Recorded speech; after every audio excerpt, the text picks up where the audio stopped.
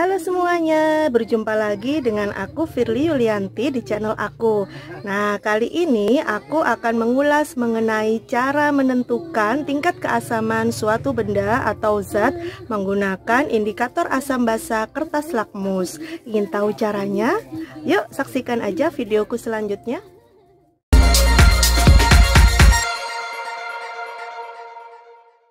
Bagaimana caranya menentukan tingkat keasaman suatu zat menggunakan kertas lakmus?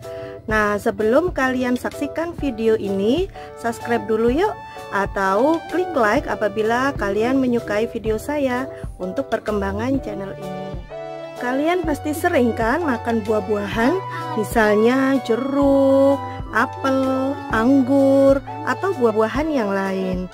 Bisa juga misalnya ketika setiap hari kalian mandi pasti membutuhkan sabun, atau mencuci piring juga membutuhkan sabun. Ketika kalian mengepel pun pasti membutuhkan sabun untuk mengepel. Juga ketika perut kalian sakit karena sakit emah, maka kalian perlu meminum obat sakit emah. Nah, tahukah kalian bahwa pada benda-benda tersebut memiliki kondisi tingkat keasaman yang berbeda-beda? Nah, untuk mengetahuinya bagaimana menentukan bahwa benda itu bersifat asam atau kebalikan dari asam biasa kita sebut sebagai kondisi basa, kalian bisa menentukan dengan cara menggunakan kertas lakmus. Langsung aja yuk kita saksikan bagaimana cara menentukan tingkat keasaman suatu benda dengan menggunakan kertas lakmus. Nah, di sini sudah saya sediakan bahan-bahan yang akan digunakan untuk melakukan uji asam basa larutan. Apa saja bahan-bahannya? Di sini adalah beberapa macam larutan yang sudah saya tempatkan di wadah-wadah gelas kecil seperti ini. Nah, di antaranya adalah larutan cuka, larutan jeruk, kemudian air biasa, larutan obat mah, dan larutan sabun.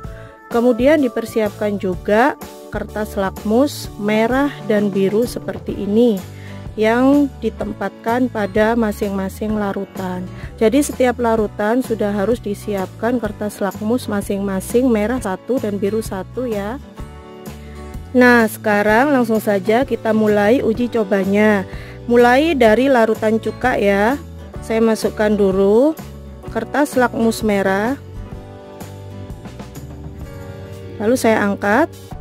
Hasilnya lakmus merah ini tetap berwarna merah. Lalu kita coba lakmus yang biru. Nah, langsung terlihat bahwa lakmus biru ini berubah menjadi merah. Lalu kita coba yang berikutnya, larutan obat sakit mah. Saya masukkan lakmus biru lebih dahulu. Hasilnya tetap berwarna biru. Kemudian saya lanjutkan dengan lakmus merah yang saya masukkan. Nah, di sini terlihat bahwa lakmus merah berubah menjadi biru. Cuman kurang terlihat jelas ya birunya. Oke, saya lanjutkan untuk air biasa. Saya masukkan lakmus merah, tetap tidak berubah berwarna merah. Kemudian lakmus biru juga tetap berubah, tidak ada perubahan maksudnya. Kemudian air jeruk, saya masukkan lakmus merah, tetap berwarna merah. Dilanjutkan dengan lakmus biru, langsung berubah menjadi berwarna merah.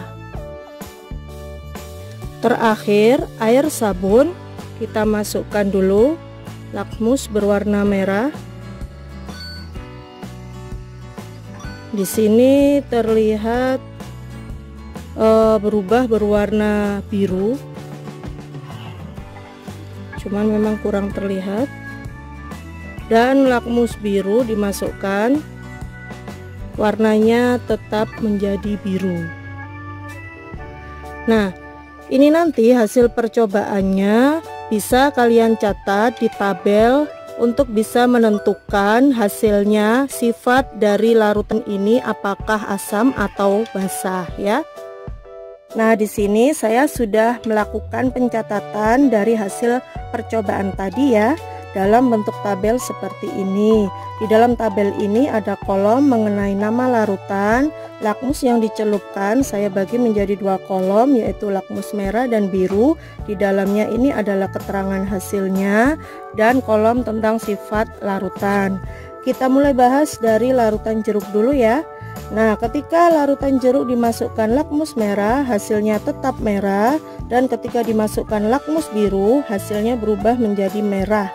Kemudian larutan cuka, ketika dimasukkan lakmus merah, dia tetap menjadi merah. Ketika dimasukkan lakmus biru, berubah menjadi merah.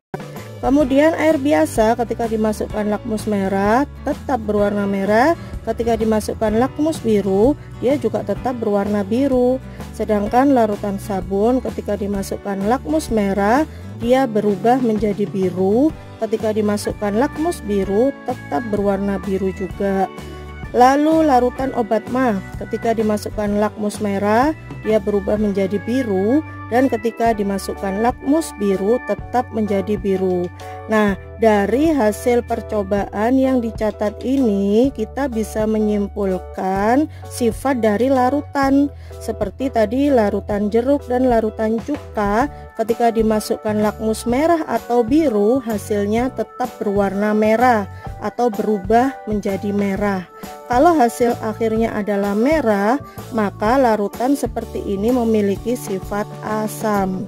Sedangkan untuk larutan yang bila dimasukkan lakmus merah maupun biru, hasilnya adalah biru, tetap menjadi biru, atau berubah dari merah menjadi biru, maka larutan seperti ini memiliki sifat yaitu basah. Bagaimana dengan air biasa atau air aquades? Nah, di sini tadi hasil percobaan adalah ketika dimasukkan lakmus merah, dia tetap berwarna merah. Ketika dimasukkan lakmus biru, tetap berwarna biru juga. Nah, maka sifat yang seperti ini merupakan ciri-ciri dari larutan yang bersifat netral. Nah, demikian hasil dari uji asam basa yang dilakukan kali ini. Nah, mudah bukan bagaimana cara menentukan tingkat keasaman dari suatu benda yang ada di sekitar kalian? Kalian bisa mencobanya di rumah menggunakan bahan-bahan atau benda-benda apa saja yang ada di sekitar kalian. Nah, untuk kertas lakmusnya sendiri bisa kalian peroleh dengan membelinya di toko peralatan laboratorium. Nah, demikian video dari saya. Jangan lupa ya, kalian subscribe atau like apabila kalian menyukai video saya. Saksikan video-video saya selanjutnya. Dadah!